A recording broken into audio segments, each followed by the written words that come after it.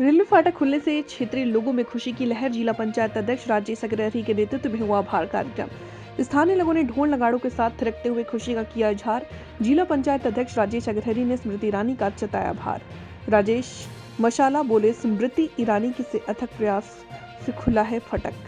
अध्यक्ष जी, क्रॉसिंग जो है बंद कर दी गई थी, जिससे लोगों को काफ़ी दिक्कत का सामना करना पड़ता। आपने जो है अमेठी सांसद से दूरभाष के क्रम में बात किया, उसके बाद वहां जाके स्वयं मिले, कैसे क्या कुछ रहा?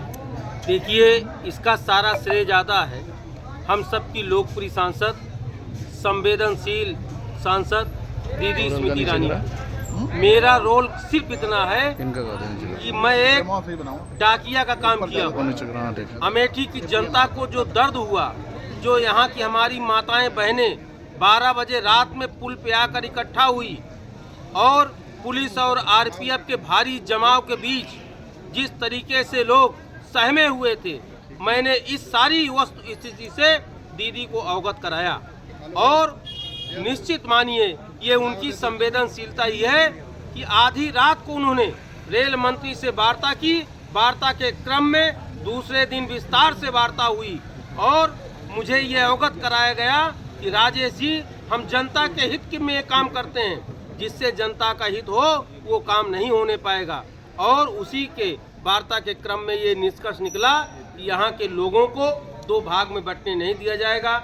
आने जाने की व्यवस्था होने तक मार्ग प्रशस्त रहना चाहिए। इसी परिप्रेक्ष्य में मुझे यह कहने में बिल्कुल संकोच नहीं है कि अमेठी की जनता ने जो 5 साल पहले निर्णय लिया था वो सही लिया था। इसलिए एक देहाती कहावत है, पगलानंद गुरु के चेला, मांगे आंख दिखावे ढेला। आज हमारी सांसद इस प्रवृत्ति की नहीं है जो पहले हुआ करता था। दर्द कहीं, मलहम कहीं, ऐसी नौबत नहीं आनी चाहिए। जैसा कि अभी आपने देखा, कुछ हमारे कांग्रेसी और कुछ आम आदमी समर्थित लोग एसडीएम को ज्ञापन दिया इसलिए खुला, ये खुला। आप बताओ, लगी है चोट पैर में और मलहम होगा सर का तो ठीक होगा। ये ठीक होना था रेल मंत्रालय से, और रेल मंत्रालय से बात कौन करेगा? सामर्थ्यवान करेगा। हमारी दीदी स्मृति ईरानी कैबिनेट की सहयोगी हैं और जिस तरीके से उन्होंने जिस संवेदनशीलता के साथ अमेठी के इस मुद्दे को रेल मंत्रालय और रेल मंत्रालय के अधिकारियों के सामने रखा, वो सब निरुत्तर हुए। उसी के परिणाम है जो आज आपके सामने दिखाई पड़ता है।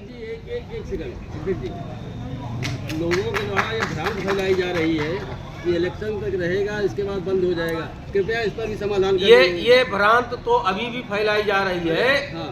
अभी भी फैलाई जा रही है कि एसडीएम को जो ज्ञापन दिया गया उसी के परिप्रेक्ष्य में लिया गया। वही तो मैं कह रहा हूँ, पगलानंद गुरु के चेला, मांगे आंख दिखावे ढेला। दर्द कहीं, इलाज कहीं, बीमारी किसी चीज की और ऑपरेशन कहीं और हो रहा है। टूटा है पैर, पेट फाड़ा जा रहा है, ऐसा कुछ नहीं है। इसका जो समुचित समाधान कराने की जो क्षमता है ना, वो हमारी सांसद के पास ही है। और जो आपने देख लिया, आज तक आप हमारे रेलवे के अधिकारी भी बैठे हैं, रिटायर्ड अधिकारी, आप उनसे पूछिए, संभव है? नहीं, रेलवे अधिकारी हमसे कह रहा था, संभव है? हुआ ना? क्यों हुआ? कि आपकी सांसद जानती है कि हमारे अमेठी के लोगों को आधी रात दर्द होगा तो उनको तुरंत अस्पताल पहुंचना होगा। भैया धन्यवाद। तुरंत पहुंचना होगा। इसी को ध्यान में रखते हुए और आप लोगों के आवागमन को सुगम बनाने के लिए आप बताइए, 516 करोड़ का रिंग रोड पास हो गया ना? हुआ? इतना बड़ा प्रोजेक्ट पास हुआ है। फ्लाईओवर, ये जो कांग्रेस के समय में ये टेंडर हुआ था ना, ये एनओसी जिला प्रशासन ने दिया था ना। तो भैया, भ्रांति फैलाने वालों का एक ही उपाय है कि आप लोग गलत लोगों के साथ इकट्ठा होकर ताली बजाना बंद कर दो। जहां से आपको दर्द में आराम हो रहा है वहां आप वहां के बारे में सोचो, ठीक है? Thank you. गलत लोगों के साथ ताली बजाओगे वो आपको समस्या में डालेंगे।